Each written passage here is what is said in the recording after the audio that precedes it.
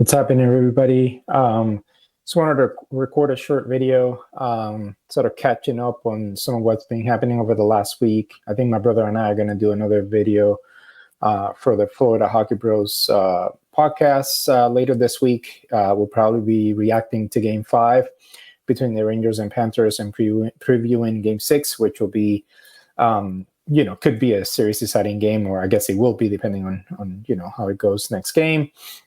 But for now, I wanted to first talk a little bit about Mitch Marner and Craig Berube coming to the Leafs and seeing some of the narratives that have started to surface based on, the photo of them talking together and what some of the shows are saying up in Toronto. So I'm going to talk a little bit about, what I think the Leafs should think about when it comes to Mitch Marner for this year. And then on the second half of the video, I'm going to get a little bit into the Eastern Conference Finals and talk about the Rangers and Panthers and what I've noticed and kind of get real about what I've seen so far, forgetting all the narratives and what everybody's saying, whether it's ESPN, whether it's up in New York, whether it's Panthers fans, kind of want to break down some of what I've noticed so far in that series. But yeah, getting into the Marner stuff, I think that the Leafs, funny enough, should keep Mitch Marner this season. There are a few reasons for that. I think that one, to be honest, out of the core four, when it comes to the forwards, I don't think you would necessarily get rid of Riley because, he gives you some good offensive play out of the back. And if you were going to trade him now, you would need not just one or two spots on defense to fill up in terms of, guys who can move the puck, but now you would have to also replace them. So to me, I always thought that Nylander was the best candidate to be traded out of the core four. I know a lot of folks think that, he's like a clutch scorer in the playoffs or whatever. I think that's overblown. I don't think that's true. Yes, he can give you some scoring. Yes, he scored a couple of, quote unquote key goals here or there. But I think, people have said up there and Kipper, I think, have said, what big goals has he scored? The Leafs have only been to the second round once in the last 7 years. So to me, Nylander is a guy that doesn't defend well. He's not known for that. He's not incredibly physical or likes to go out of his way to be physical or put on hits or forecheck. And I know Marner isn't either. But with Nylander, I think he's more of a liability on defense. I think he's a guy that just as much as he can use his skating and ability to, create a play, break free, score a key goal in a series, he can also give up a lot on the defensive end. He could be on the ice for a lot of goals against. He can glide back there and not really try hard when you're turning the puck over. He could be the one turning the puck over. He has, on either one of the blue lines, he has a tendency to do that. We saw against Boston how he gets completely obliterated in the neutral zone with a hit because he's just not used to sort of getting hit that way. And there's value to his game. And so to me, he was always the candidate that should have been traded out of the core four because he would bring value back, even his skill level. But he's a guy that I think in some ways you maybe don't miss as much, even though he can give you a bit of scoring. The kind of scoring you need in the playoffs, you need other kinds of guys to give you that. And you have Austin Matthews as your primary scorer. So to my mind, Nylander would have been the guy to trade back before, the contract and all of that, when his value maybe was a little bit higher. And that could have freed up cap space, not just with the money he was making, but the money he's now going to make, because you knew you were going to have to give him a big contract. So since you didn't do that and you've decided to commit to Nylander, who is also older than both Matthews and Marner, I think that with Marner and you have a new coach coming in Berube, who all the talk is that he's going to have more accountability. He's a tougher guy. He has proven in the playoffs that he can win. And I think he and Treliving are kind of probably aligned on the kind of team and the kind of style that you need in order to try to succeed in the playoffs. A guy with like Marner for this season with his skill level, he can play on different lines. He's a great playmaker and winger. He is a guy who can kill penalties. He's solid defensively. He's a smart player. I think that his main issue is not in the physicality of the playoffs. And I think there's some ways in which Craig Berube can kind of challenge him to maybe lose some of that fear, to get into the battles a bit more, to get to the front of the net a bit more. But you still need somebody to carry the puck. You still need somebody to move it around. And I think Marner can really do that. It's undeniable that he's been there setting up Austin Matthews for years. And his playoff production, even though it isn't amazing, it is also pretty solid in terms of points. So in my mind, with what you have right now, why wouldn't you give him the year? If you get desperate by the trade deadline and you feel like it isn't going to work with him, if he's pouting on the Berube, if he's not wanting to play hard, if he gets benched, if you realize that the coaching staff and the front office feel like Marner isn't going to be a fit with the new culture, then I think maybe by the deadline you try to move him and you try to get something for him, and he can give you at least some play going into the deadline. But I also would not, be against some of what Cito has done this year with the Panthers and Reinhardt and some of these other players. Like, let him play out the contract. Let's see, and give him another year under this coach to see if he can step up, to see if he can surprise you, to see if he's a fit. He has the skill. He can defend. He can kill penalties. He has chemistry with Matthews. Can you give him that year to sort of figure out whether or not he's a fit, to let him figure out whether or not he really wants to be part of, Berube's system going forward and what the Leafs are trying to do. And you give yourself a year to figure that out, with the new coaching staff and a guy of his talent level in Marner. That Tavares' contract comes off the books the following year, and that still gives you 3 years with Matthews on the contract. So why not give Marner the year, see how he does? If he has a down year, maybe his number comes down in terms of a contract. If it doesn't work out, you can either trade him by the deadline. Worst case scenario, you give him a year with this cord again with Berube, see if you can win. And if not, even if Marner walks, you have that cap space. I know you feel like, oh, you're going to lose him for nothing. But, trading him is not as easy with the money he's making, with the fact that, the other team wouldn't know if he's going to sign long term. Maybe he doesn't want to go and leave Toronto. So use that as leverage. Maybe his number comes a little bit down if his production comes down in the Berube, but his play in the playoffs improves. And then you have Tavares' contract coming off, which is the one that I think you need to come off. I don't think Tavares should be sort of part of the core, in my opinion, going forward. As Zig is older, he's already sort of more of a liability at center. When it comes to the playoffs, he's a lot slower, and he can produce. I'm not saying he can do that, but I don't even think that he should be the captain going forward. So, if Marner decides to sign for a more reasonable number, or even if you want to give him the contract he's looking for, but you feel like he can work on the Berube's system with the score, you have Tavares' money coming off the books and you have a bit more flexibility. Maybe this year you focus on the defense with the cap you have, and then going into next year, hopefully with the cap going up again, and with Tavares is coming off the books, you can think about your, the second line center, third line center, and things like that. But anyway, I've made fun of the whole Leaf stuff and the conversation in Toronto with Marner and all the drama. And I always said that there's amnesia that sets in over the summer. That's starting to happen. I'm starting to see a lot of the shows talk about like, well, maybe trading Marner now, it doesn't make sense. Oh, this may take a while. It's not as simple as it sounds. Maybe Marner says no, he doesn't want to leave. Maybe you do have to give it some time. Maybe Berube is talking to him and trying to figure out, what they're going to do. So the narrative is going to turn. I guarantee you, unless somehow Tree Living finds the right partner and is able to make a trade and Marner agrees to it. I mean, all of the pieces have to fit, which is what makes it really difficult. And they have to do a bunch of other stuff. They have to rebuild that defensive core. They have to figure out what to do with Domi and Bertuzzi and what their number is going to be. Are you going to need another center? There's a lot of questions. There's a lot of work for Tree Living this summer. And this is going to be like his imprint on the team. And so I don't know that trading Marner will happen unless all the pieces fit very nicely. But regardless of all that, and a lot of the fans want him gone and all that after what happened in the playoffs this last year where he didn't look great and he looked a little bit afraid. But again, I think we're going to see that narrative. And by the beginning of the season, chances are the core is back with Berube, with some new pieces. Maybe Domi gets re-signed. And then there's excitement around maybe a new defenseman, a new third line center, et cetera, et cetera. You have Easton Cowan coming in. There are going to be enough narratives to feel like the team is a little bit different. And with the coach and everything else, that the conversation with Marner, maybe it's there at the beginning of the season. Maybe he even gets booed a little bit. But I think if the team starts to give you results, that kind of dies down.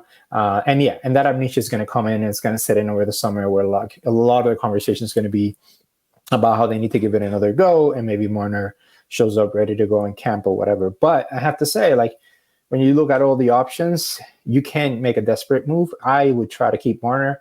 I would give him another year with Berube. I will see whether or not that works, whether or not there's any change in Marner's attitude and disposition and play. And if Domi comes back, is Domi's going to steal his spot playing on Matthews' line permanently or not? Just kind of see what he gives you. And if you have to trade him by the deadline because you feel like he's going to walk or you feel like it isn't working, you try to get some value then. There might be some teams willing to take him in the short term, give you something, even if it's just picks and you get that money off the books because somebody wants him for a run. Maybe you retain a little bit of money for the rest of the year. And then Tavares is coming off the books. You just have a lot more flexibility. You can decide to sign Marner or not sign Marner next offseason. And Tavares coming off the books the same. And as a GM, you kind of want that flexibility, in my opinion.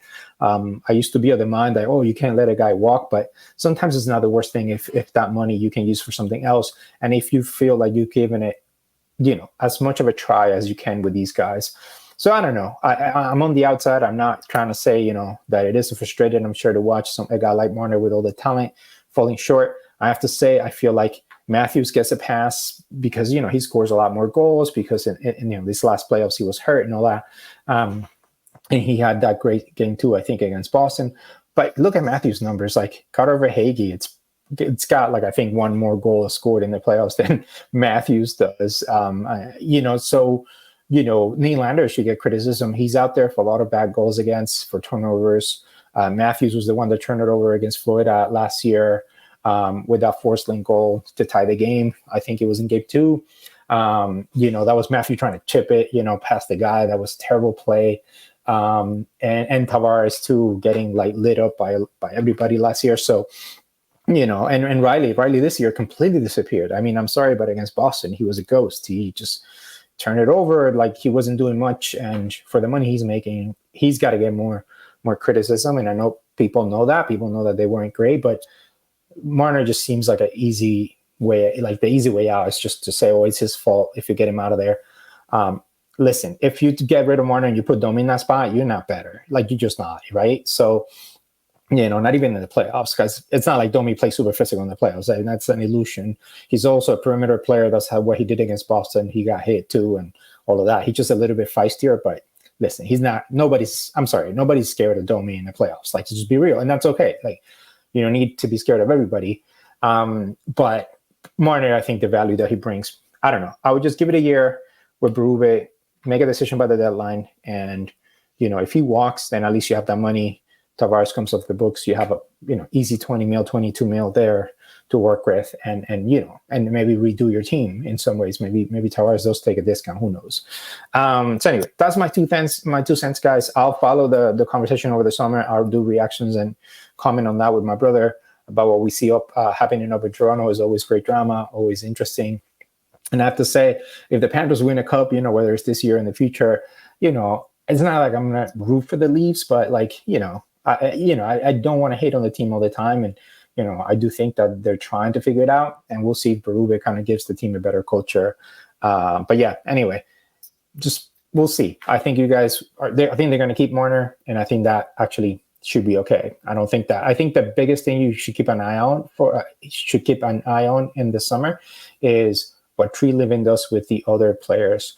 Is he going to bring that Montour or Pesci or a defenseman, or is he going to trade? Is he going to bring Domi back? What is going to be the AAV? What about Bertuzzi? Are they going to find a third line center? Are they going to put too much pressure on Easton Cowan like they've done with some of the other younger guys? Is anybody going to take a jump in play? Some of these counters are kicking in with Nylander and Matthews. What is their play going to look like? Is Berube going to be able to have that accountability? There are a lot of questions, right? And so to me, that's enough to keep you engaged. And I'll just say, like, your team may not look as flashy. They may not put up as many points right away, but if, we'll be able to tell with Berube if it's moving in the right direction with the style. There's always a bit of a pain point when you have a transition like that. But look at the teams playing the playoffs now. Like, it doesn't all look like the Leafs, right? And I think the closest is Edmonton, and look how much they can struggle. All right. So anyway, my 2 cents on Marner, keep them for the year, see what happens. About the Rangers and Panthers, I just, kind of want to say, like, it's been obvious the last 2 games that the Panthers are the much better team. They've been not just playing desperate hockey, but they have dominated, the chances, the shots and goals, shot attempts. even the hits, even though the Rangers, I think, technically have more hits, you could tell like the physicality has been harder on the Panthers' end. I'm curious as to whether or not the Rangers are wearing down a bit. We saw Lindgren yesterday kind of be hurt for a while and come back. We're seeing some of the guys slowing down. Sabanija has been a ghost completely. I'm sorry, outplayed and dominated by Barkov, who has been a beast. I mean, the only thing missing for Barkov is the chances he's had. He's not a great finisher, but, I mean, I shouldn't say that. He is a really good scorer, but not an elite scorer. But other than that, he's been completely dominant. I think Kreider had 0 shots yesterday on the first line. So anyway, the Panthers, I think, have shown that they should be up 3-1. I think, there was a part of me that thought that this series could be 5 games, maybe 6, could still go 6. It could be 7. But anyway, I just want to say, like, I think it's obvious that when both teams are playing to their capabilities, I think the Rangers' advantage is that they're better finishers. They have better shooters in the top 6, especially. Lafreniere has been excellent, though I think somebody needs to really pop him when he tries to weave again through the neutral zone and into the zone. I think one of the defensemen or center needs to really put the body on him. If you do that a couple of times, he's going to stop weaving, but they're giving him too much space. But he's been great. He's a big guy. He can shoot. And the Rangers have that in the power play, and we saw it yesterday. But the Panthers' power play is also not bad. I mean, they're over 30%, I think, in the series. And yeah, I think the Panthers are a volume kind of a team. We have a lot of journeymen. I mean, that's the thing about the Panthers. I think this is just a really well coached with a very strong leadership kind of a team. We don't have like a ton of elite scorers and shooters outside of Reinhardt. And even he is not like the most naturally gifted scorer. He just knows where to be. He's smart. He's in front of the net a lot. On the power play, he gets a lot of cookies. But yeah, we don't have the kind of snipers that other teams, including the Rangers, have. But yeah, we have to score by committee, and Shesterkin has been great. I do think that some of it's been us like making maybe needing one extra play, maybe just a better location on a shot, maybe a better move. We've been a little bit predictable. I do think that we haven't had many breaks going the Panthers' way in terms of tips and rebounds and stuff, and some of that could start to break more open. So we'll see. But yeah, in terms of the series, I just want to say, I think win or lose, the Panthers have shown that this system and this core is really strong. It really works. To my mind, they and Dallas have been the best teams in the playoffs so far in terms of quality of play. So, I'm hopeful that they can still pull this series out. But yeah, I just want to be real about the fact that the Rangers are like, they were outplayed in the Carolina series in 5 out of the 6 games, I think. And now they're getting outplayed by the Panthers in 3 out of the 4 games. And somehow they always find a way to make it tighter or be in front. But yeah, we'll see how long that can last, and maybe it does. But yeah, I just looking at the Rangers team, the only thing you really worry about as an opponent is Juan Trouba might elbow a guy here or there. And I get it. We have done it. We can punch you here or there. But other than that, it's just really their power play and some of their scores that, they find the open ice, they can bury one up top on Bob. But outside of that, man, it hasn't looked as difficult or as heavy as Boston was, which felt was actually a lot more difficult. And Tampa just had a very soft defense this year, so it was easier for us to score on them. But yeah, I based on what I've seen so far, I think the Panthers can still put this out in 6 or 7. I think the odds should be in their favor. And, I know a lot of people don't want to, especially up in Canada, don't want to see Dallas versus Florida. But as a hockey fan, that would be a hell of a series. And I think Dallas is probably the best team right now in the NHL. I'll put them a little bit above the Panthers right now. So, but yeah, I don't know. I think for me, the Rangers have just gotten fortunate and lucky in some ways. They've scored some key goals. I think they took advantage of some mistakes by the Panthers and just put them all away. The scoring rate has been kind of high for them given the amount of chances that they put up, because it's not as many as the Panthers. But I still think, based on everything that I've seen, the 5-on-5 play, even the power play, the physicality, I just think the Panthers should be able to take this. I think that the Rangers have been fortunate. And again, at some point with this style of play, one, you could see the Rangers start to break and start to tire. I mean, they've had to defend a lot the last 2 games, and that forecheck can be really, really difficult and can wear you down. And also, they've been, short striking has been great. Can he sustain it for 6 or 7 games? Can they get lucky? The Panthers haven't had any tips yet, haven't had any lucky rebounds, other than like something here or there. Maybe I guess for Hagee yesterday, you could say. But yeah, it's been really, really kind of exciting to watch these games because they've been tight, 3 overtime games.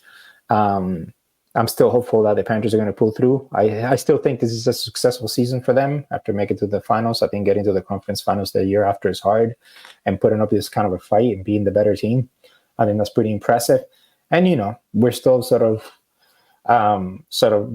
shackled a bit by Bub's contract and Ed Black's contract because they're making more money than they should. And Cito is going to be able to have more flexibility going forward. We have some young talent coming up that many people may not know about, but there's some 2 to 3 new guys that are probably going to be on the team next season that are looking really, really good in the AHL. So anyway, we'll see what happens. But I think the Panthers are obviously been the better team.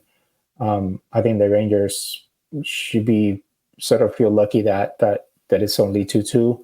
And yeah, let's see for the next couple of games if things finally break open and the Panthers are able to put it away. All right, guys, that's it for now. We'll come back at you again on Friday. Again, we'll react to Game 5, preview the Game 6 for the Panthers and Rangers. And if there are any other news, especially about the Atlantic Division, the Leafs, we'll talk about it.